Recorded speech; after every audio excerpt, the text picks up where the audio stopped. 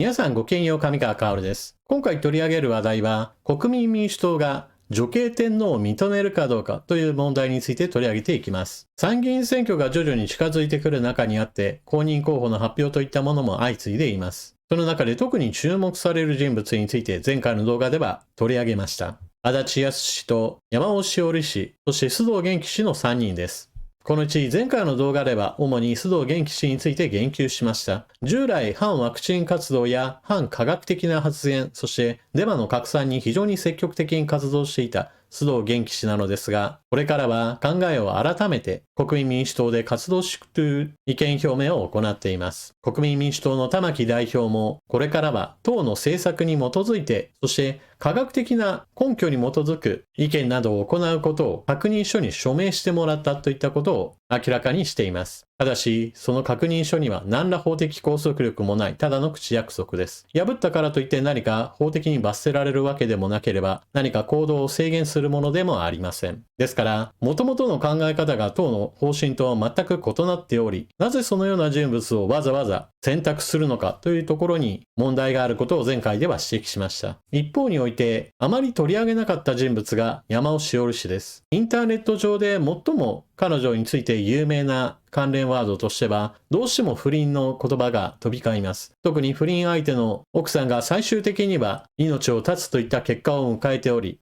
非常に人間的な問題といったものが指摘されるわけです。ただし人間としてクズであろうとも政治家として有能であるという可能性もあるわけなので、一旦政治家としての評価という意味においては、この問題についてはひとまず横に置いておこうとしていました。しかし今回は山尾志織氏が確認書を提出した上で、非常に重要な政策についての問題発言をしているので取り上げていきます。それが女系天皇を認めるかどうかです。皇室についての様々な政策については、与野党で意見がバラバラなところもあれば、全体としては話がまとまる部分もあります。例えば一部の過激派の人たちは皇室そのものを廃止すべきだというような話をしていますが、ほとんどの政治家においては皇室をいかにして残すか、その方法論についての議論が活発に行われています。そしてどのように残すかといった話をした時の様々な方策として挙げられる話題として、女系天皇を認めるのかどうかといった話があります。なお、女系天皇と女性天皇は違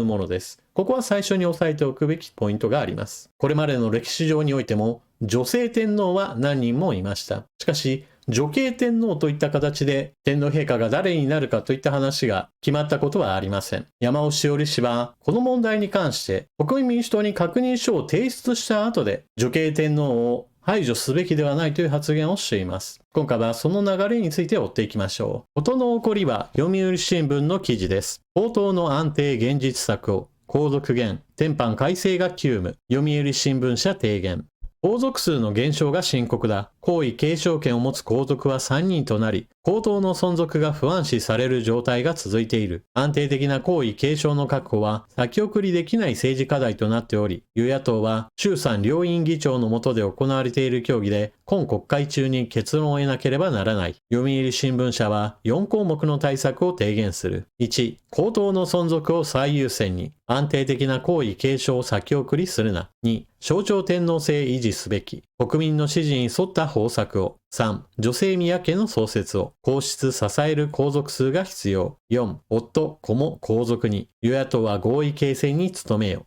30年前に26人だった皇室の方々は現在、天皇陛下を含めて16人となっている。皇位継承権を持つのは、秋篠宮様と長男の悠仁様、上皇様の弟の常陸宮様の3人しかいない。悠仁様以外の未婚の皇族は、天皇皇后両陛下の長女愛子様や秋篠宮家の次女佳子様ら5人で全員女性だ。与野党の協議では主に女性皇族の身分を結婚後も保持する旧宮家の男系男子を養子として皇室に迎えるの2案が議論され、夏の参院選前の取りまとめを目指している。このうち女性皇族の身分を結婚後も保持するについては各党各会派がおおむね賛同しているが、女性皇族の夫と子に皇族の身分を付与するかどうかで意見が対立し、議論は現段階で行き詰まっている。特に自民党は夫や子に皇族の身分を与えると将来的に母方のみが天皇の血を引く女系天皇につながり、父方が天皇の血を引く男系で126代継承してきた皇室の伝統を覆しかねないと懸念している。夫や子への皇族身分の付与は、女性皇族が旧宮家の男系男子と結婚した場合に限るべきだとの立場だ。ただ、皇統の存続を最優先に考えれば、女性皇族が当主となる女性宮家の創設を可能にし、夫や子にも皇族の身分を付与することで、皇族数の安定を図ることが妥当だろう。皇室のあり方を定めた法律である皇室典範は、女性皇族が結婚した場合、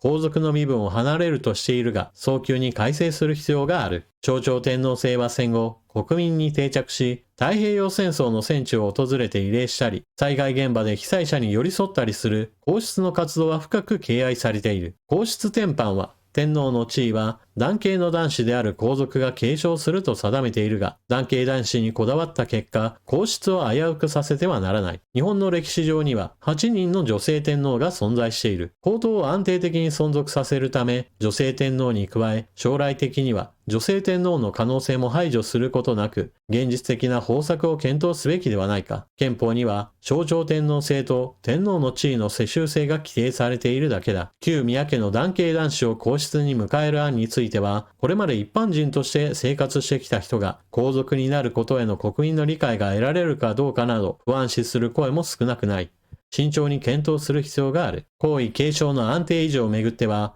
皇太子妃だった皇后雅子さまのご解任のタイミングで議論が始まった。しかし、この20年間、政府国会の検討は先送りされ、成案は得られていない。皇位継承の資格は3人がお持ちだが、最も若い秋篠宮家の長男悠仁さまも成人になられた。現行制度のままでは、悠仁さまに男児が生まれなければ、皇統が途絶えてしまうのは明らかだ。また、結婚に伴って女性皇族が皇室を離れたり、逝去される方がいたりと、天皇陛下を支える皇室の方々も15人にまで減少した。上皇さまはかつて、女性皇族の存在は、その場の空気に優しさと温かさを与え、人々の善意や勇気に働きかけてくれると述べられた。女性皇族の離脱を食い止めなければ、国民の幸せを祈る祭司や、海外訪問を通じた国際親善などを担う方もいなくなってしまう。相次ぐ自然災害や、感染症拡大などの危機において、天皇を中心とした皇室は、常に国民を思い、国民に寄り添って社会の安寧を祈ってこられた。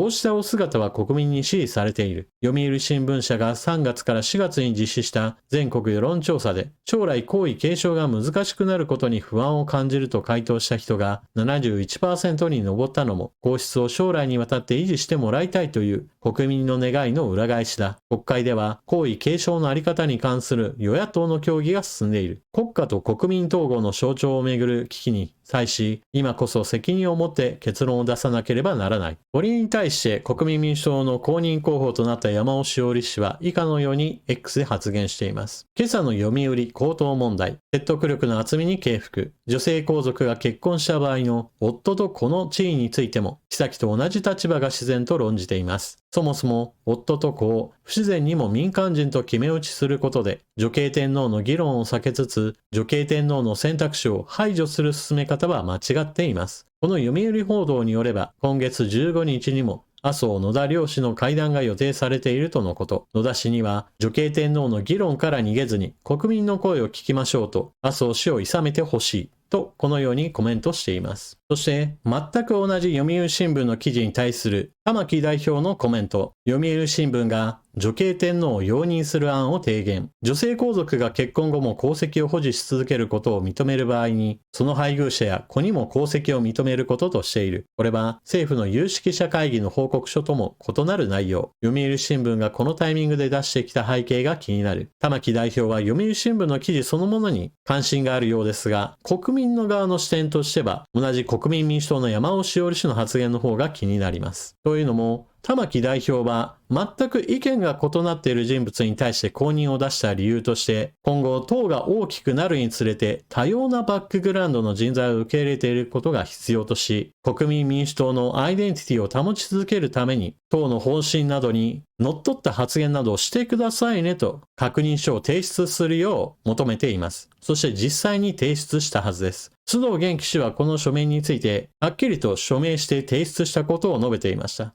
山尾志織氏も確認書に署名した上で公認候補者となっているはずです。その確認書の一番目にはこのようにあります。組織人として党として合意した事項について反する行動は取らない。公認内定後に反する行為があった場合、公認内定取り消しなどの処分は受け入れる。国会議員に当選後、万が一国民民主党を離れる場合は議席を返上する。さて、それでは国民民主党の男系男子継承についての政策なのですが、これは山尾志織氏の主張とは異なるものです。その点について産経新聞が記事にしていました。山尾志織氏、女系天皇の排除は間違いと X に投稿。擁立の国民民主は男系男子の継承主張。この件については先ほどまでに述べた通りで、最後に国民民主党の幹部は産経新聞の取材に対して、うちは万世一系の考え方だと説明。山尾志織氏の主張するような女系天皇の議論を排除すべきではないといった考え方そのものが今の国民民主党の主張とは異なっています。まず最初に私の考え方からお話をしておきます。私は男系男子がこのまま続いていけば別に問題ないと思っています。ですから、女系天皇制といったものを考える必要があるかないかといえば、そもそも議論する必要ないんじゃないというような立場です。ただし、男系男子でこのまま続けていくのであれば、制度的にこのままだと問題ですよという点については賛同し、その改善策として挙げられている旧宮家の男系男子の方を養子として迎えましょうというこの方策は、さっさと取り入れるべきだと思っています。そもそも血統の話で男系男子という話が出てきているわけなので、今の皇室以外の旧宮家に男系男子がいるというのは現実のことであり、それらの人たちに皇位継承権をむしろ戻すぐらいの感覚でこの改正には取り組むべきだと思っています。ですから山尾志織氏が言うように女系天皇の議論から逃げるなみたいな発言そのものが、なんでその議論そのものが必要なんですかと逆に問いたいものです。そしてこの問題にはもう一つ問題があって、先ほども述べたように国民民主党は確認書を持って党の決めたことについての言動をしっかりと守ってくださいねというのを念押ししているはずのことです。国民民主党は男系男子の存続といったものを前提として皇室典範の改正に賛成しており、山尾志織氏の言うような女系天皇を議論すべきだといったような話はしていません。これに付随して国民民主党の玉木氏はこの問題について一切言及をしていません。そのことがまた次の問題として確認書なんて結局のところ何の意味もないじゃないかといった話へとつながってしまうわけです。しかも確認書について公表されてその直後における公認候補者との決定が報道され、しかも本人も X において自分が国民民主党の公認候補者ですよとはっきりと明記した後のこのような発言です。結局のところ確認書の提出をしてもらっても、党の政策と矛盾するような話をしても何ら問題なく過ごせるというのであれば、一体何のための確認書だったのでしょう。結局何の意味もないというようなものです。